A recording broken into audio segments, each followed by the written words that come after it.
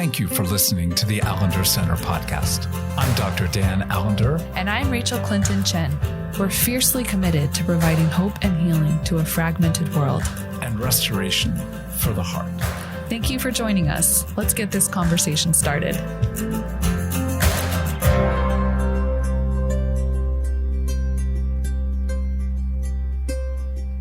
We have begun to address the issue of the killers of community, what keeps a good marriage from growing, what keeps friendships from growing. And what we attempted to address is the reality of rage. And again, I want to step back to rage and to say there are people who see rage as only expulsive, that kind of hot, screaming, yelling. And indeed, that's rage. But there are so many other ways to be rageful that actually kind of look socially more acceptable. Like, to have sort of a serious look in your eye with a kind of judgment. That group of people, they suffer because they don't take seriously something about the Word of God. I guess what I'm getting at is rage can show itself in tattered blue jeans or in a tux. It can be well-dressed and look at one level quite acceptable. But if we can begin to say rage is where there is judgment built on contempt that ultimately denigrates another human being, then there's a whole lot of people operating. And my experience, at least in the broader, what could be called evangelical community, a lot of writing feels really, to me, very rageful, judgment, contempt-based, and undermining both people and communities in a way that you go, are you serious? Is this really a reflection of truth built on love, on compassion? If so, I'm sure there are plenty of people who listen to me and go, oh, he is so full of rage and he just doesn't see it. And that's part of the dilemma of going, yeah, I kind of agree. And maybe not always, but oftentimes there's enough failure within my own ability to see sentences in a book or in a conference or in this podcast and to go, oh, this is just not what I want. So as we begin, I'd love for you just to kind of, what have you been thinking since we did our last podcast? Yeah, honestly, I actually just feel a lot of sorrow for where we are in our world right now. And obviously my own fear around the impact of rage. I also was thinking, as you talked about these categories about kind of hot, smoldering, and cold rage, what it has been like to live in a city like Seattle for 14 years and then be in Philadelphia. Because I'm like, oh yeah, Philly is a hot city. This is a hot city. You don't have to guess what people are feeling. They just will tell you straight up to your face. And in some ways, I kind of find it refreshing after living in what I would say is a smoldering and or cold, rage-filled kind of the passive aggressiveness of the Pacific Northwest, where you're like, I know you feel something. When you got something to say it. But people are like, no, I don't feel any. No. Let me just stop there for a moment and to go, a couple days ago, somebody just wouldn't move from a green light. And I have acclimated to living in the city over 22 years. And I waited, for me, in eternity. I waited 10 seconds. How do I know that? I counted it, which is an indication of cold rage. And finally, I went, beep. I'm telling you, just like if my horn could be diminutive, it was like, pardon me, but beep. And the people on the street in Seattle looked at me like I was a serial killer. I don't know if our audience will actually believe me, but I'm telling you, to use your horn in Seattle is a offense. So yeah, I kind of agreed. Having lived in Philadelphia, I just think of waitresses that I got to know, and they'd, what do you want? What do you want, hon? And it's like, oh, this is so good compared to polite but cold. Yeah, so that's kind of just full disclosure what I'm thinking about. Well, as we step into this, particularly the category of scapegoating, it becomes really sort of difficult for me because there are some people I just don't like. And I'm sure, without any question, I fit for that for a number of people. And, you don't have to like everyone in the world. Thank the living God. But nonetheless, the issue of there are certain kinds of people that become the localized depository of your dis-ease, your irritation, your anger, and then if we can up it to rage. And again, let me remind, rage is always built on the deep fabric of contempt. And we need a face to sustain our animosity. Yeah. Again, these are, when I think about scapegoating, it is one of the more wicked forms of violence. When you say we need a face, because I think scapegoating is so bodily and so connected to image bearerness. It's a stripping away and a putting on an image bearer, something so that we can actually use them. So, well, you think about our capacity for compassion needs a face as well. In that you hear of a disaster, the loss of life through a hurricane. I just want to say almost all human beings feel sad, to go, oh my gosh, there's been an accident on the road, 8 people died. Oh, and especially if you know the road, that's where we begin to move toward particularization versus abstraction. The human heart is not moved by abstraction. Right. But when the news begins to show 2 or 3 of the lives lost, and you literally see their face and their name, and then a part of their story, most occasions your grief grows. Well, but it's also true with regard to rage. Abstract rage doesn't last for long. You need someone to hate that you can visualize, that you can know something about, or at least, even if it's not true, you think you know something about them. And in that sense, particularity arouses us so that we need to be close enough to our enemy to smell them, feel them, sense them. And in that sense, it's the very, very dark opposite of what is intended to be, that the closer we get to a human being, the more our heart is aroused with heartache, grief, compassion on their behalf. But the closer you get to an enemy, the more there is that sense of fury to destroy. So the question of what kind of face generally becomes your enemy? Well, I don't think we have to look very far to really begin to answer this question. It's playing out so explicitly in our midst, in our world, in our nation. Faces that are different than our face, not like a face that's not like me.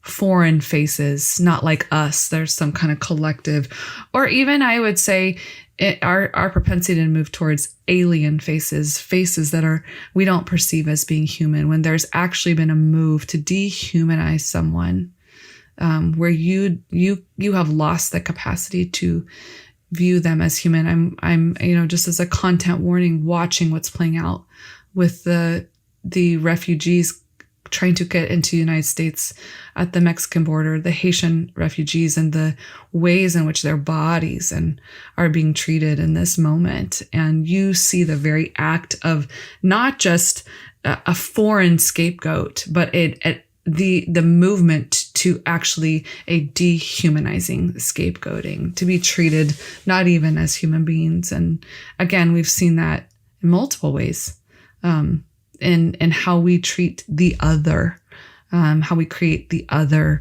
You see it playing out everywhere with regard to differences in our bodies, with regard to race, gender, sexuality, socioeconomic status, national locatedness, what region of the world you come from, religion, the scapegoating of the religious other. So it is, sadly, to me, it feels like one of our more basic human, I would say, sinful instincts to scapegoat.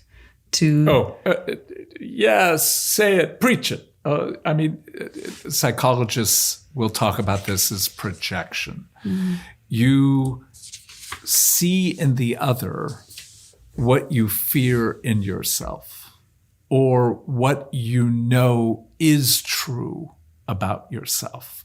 So in that sense, the power of projection is, I need you to bear my sin so I don't have to engage the turmoil, fear, but also in many ways the vengeance that exists within me. And to step back and say,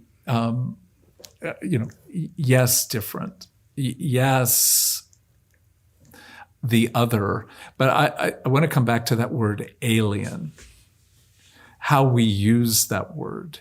Illegal, what? Illegal what? Illegal aliens. The word alien, it means you are not of my group, people. You're not of humanity. It's one of the brilliant works of Joseph Goebbels, the propagandist of the Nazi era. What he did was, early on in the late 20s, early 30s, he began to picture Jewish people as rats. And he created cartoons where a Jewish person, male or female, would be pictured as an actual animal, rat, with the face distorted. So what you get is a hyper misuse of the face bound to the body of something not human. And when you can do that, then literally what Jews were called were vermin. So as you would want to eradicate a rat in your basement, so would you be justified in being able to annihilate a group of people who are labeled as a rat. So the principle here has been used by propagandists of all sorts. So the moment we label someone as a destroyer of democracy, a destroyer of America, we are actually being able to do harm to them, irrespective of what their views actually may be, because we are justified in destroying the inhuman. Now, that's actually not even true. But the fact of we need blood in order to, in some sense, cover our own need for mercy, goodness. So in that sense, rather than seeking justice, we are so bound to want to seek vengeance. Rather than seeking righteousness. We want relief of what's happening within us. And that need for blood virtually always sends us into some process that treats the other in that moment. And I'm thinking of a lot of the work I do as a marriage counselor. Some of the ugly interactions, the language that gets used, and I won't repeat it, but it is so deeply dehumanizing. The use of the F word as a means of denigrating another human being, literally, in some sense, using the so-called F word to rape another human being verbally. You have the right to harm because the other is not human. And what they have done to you or to your system is to endanger it, and therefore you are right to eradicate them. Again, this is happening individually, it's happening in families, and it's certainly happening in our collectives.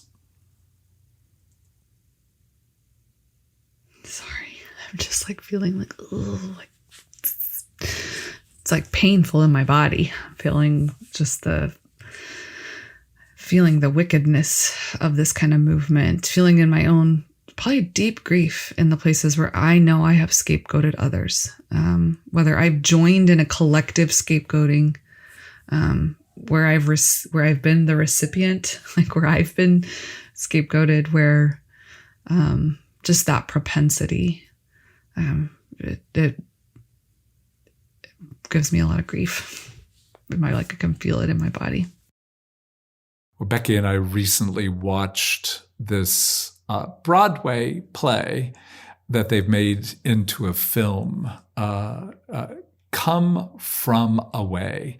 It's the story at 9/11 when about 30 different airplanes landed in this very strange, but not strange, world in very northern, eastern Canada. And the hospitality that about 7,000 people showed to about 8,000 people who landed suddenly within about a 12-hour period at their doorstep. As we watched this really brilliant play, about 5 minutes in, I started crying. And it wasn't really at a moment that was particularly moving. And Becky was like, "What's going on? Can you pause?" And she said, "This is a touching film. I get it, but what are the tears?"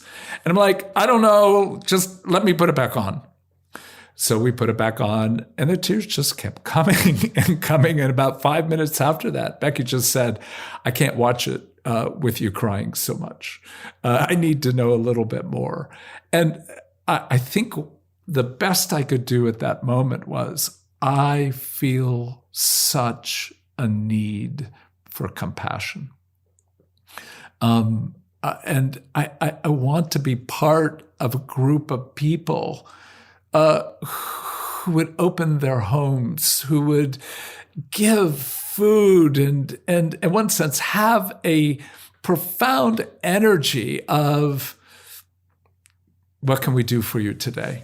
And the image in Texas, Del Rio, of thousands and thousands of Haitians and other refugees seeking care. I'm not stepping into immigration at the moment, but what I'm saying is, even if you choose to deport these people, then there should be a wild supply of goodness, of tents, of food, of supplies, to honor, to invite. So in that sense, we are foreigners, and we have been welcomed. So the dilemma with almost all forms of scapegoating is it provides a simple solution. Yeah. And you're at fault. We have this problem because you're bad. You failed. You didn't love your family well. You're not faithful to the word of God. You didn't do what was honorable. You're illegal. And to step back and to go, oh, I'm not trying to resolve complex matters, but I'm talking about you cannot scapegoat and create a realm of hospitality. And if the gospel is about hospice, hospital, hospitality, it's how we welcome the stranger. And is the stranger an enemy we need to fear because they smell different, they look different, they sound different, they have different values? Then it's inevitable, even if we don't think of ourselves as people who turn other human beings into rodents. We're ultimately annihilating when we do not offer welcome and hospitality. So we know that scapegoating actually puts us in a position of having to face what's going on for us. What's actually happening in my own heart when in a family, it's a pretty common assumption that one kid is likely going to be what's often called the proverbial black sheep. And do families scapegoat pretty regularly? Who gets blamed? Who generally is the screw up in the family? And often that kid, later adult, has served the family unwittingly to be the alien, the stranger, odd. I think of the grief I feel for many in the LGBTQIA community who have been exiled from conservative families because the family believed they were doing something right in cutting them off. Nothing, from my standpoint, is more alien to the gospel than cutting a human being off simply because you perceive them to be other than you. So when we start stepping into this, the question that in part I'd want to bring is, how has scapegoating served you in your family, in your church? How does dogma, which I'm not faulting having deep convictions, but where being dogmatic has served you to be able to alienate you from other Christians who, in one sense, hold different theological views or practice in different ways? How has it served you in your own family to be the scapegoat or to scapegoat someone in your world? Well, I mean, part of what I'm thinking about, Dan, is just back to that power of projection and how often, especially in family systems or in cultural systems, when someone is bearing that reality of scapegoat, it's that projection of they are actually like they are being asked to bear what the family system or what the cultural system refuses to bear. And so therefore they expose what is true, which then further sets up that dynamic to want to split off because it can't actually be held with honor by the people who need to be holding it. So that's something I'm thinking about in people who have experienced that. I also am curious, like, is scapegoating only something we do to those that we perceive as the enemy or who expose what's true of us and we don't want to have to bear that? Are there other ways in which we scapegoat? I'm thinking about, like, is it possible that we also scapegoat those we idolize? Oh, God. Now we're into more complex waters. Go further. Well, I mean, you talk a lot about envy as a category. And for those who would be familiar with some of the language around faith, hope, and love, and in some ways, what is it that wars against love, and how love is so deeply connected to the face and to the body, and that capacity to bring honor, to delight, to give and receive love, and how envy is just one of those things that really evokes in us a desire to mar someone else, to annihilate them, to make them pay. And so, I think about where we scapegoat those maybe we even idolize or who we want to be. I'll instead of putting this on someone else, I'll just own it for myself. How sometimes when we envy, we can delight in when someone experiences harm, or we can delight when they fail. We can delight when they have that proverbial fall from grace. And again, it's a different kind of dehumanizing, because it's actually not taking on someone we despise or we don't want to be. It's putting this on someone we actually want to be and wish that we were. Yeah. And think of it this way. The black sheep in the family, though they bear so much judgment and often isolation, I've worked in family systems where 2 or 3 of the other kids actually envy the black sheep because they pretty much get to do what they want to do in a way that the good kids can't. So as much as you might use the black sheep in the family to project your own disappointment and fear, often there's envy. And if we change it from an individual and a family, we look at how the African-American community bears so much historical violence and judgment. Yet, the reality that we appropriate language, music, food, style.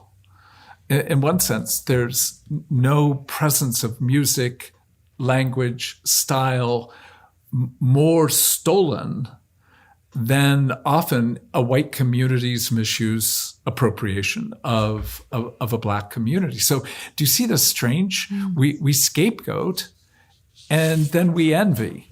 So if we can start playing with this to go, scapegoating is, as you put it, and I kind of want to go back to this key word, it's universal. Every human being scapegoats. And when we scapegoat, or when we've been scapegoated, we've got to come back to how's that being used to actually escape what I don't want to have to see and own in my own heart. So if I can come back and be open and not surprised that I scapegoat, and in some ways, this will seem strange to put it this way, not trying to stop it. Again, I'm not saying keep doing it, but just being in that position of going, what is the energy? Why do I need to find this contemptuous judgment of another human being? When, and again, this will sound for some too simple, when I already have a scapegoat who's chosen to be a scapegoat and can be the only scapegoat that can bear my rage, my fear. In one sense, I need this person to project and to, in one sense, turn the mirror back as to why his bearing my sin has actually the possibility of being the righteousness of God. And I don't want to be too mere metaphorical, but the obvious point of Jesus suffered outside the city gates. All the shame, all the rage, all the cruelty that I, as a person, can hold through a lifetime. So when we say scapegoating is inevitable, in some sense, my faith stance, I don't like using the word religion, but my understanding of the universe is built on the work of Jesus as the final scapegoat. In scapegoating him, if I scapegoat a people group, a family system, a religion, a sexuality, then I'm actually taking away the one blood that's sufficient to deal with my own inner war. And that, to me, is the deepest and darkest part of any form of scapegoating. It misses the person and the point. As we end, what comes to mind is that part of the privilege of living in the gospel is we get to defraud by the kind of defiance that lives something of Micah 6:8.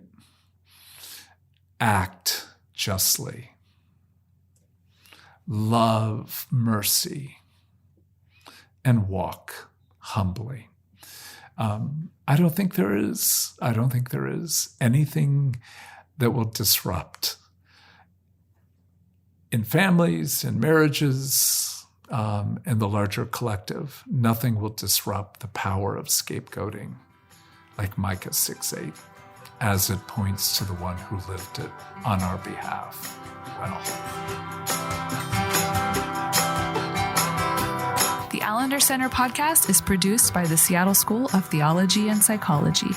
If you'd like more information about the Allender Center, you can look at theallendercenter.org.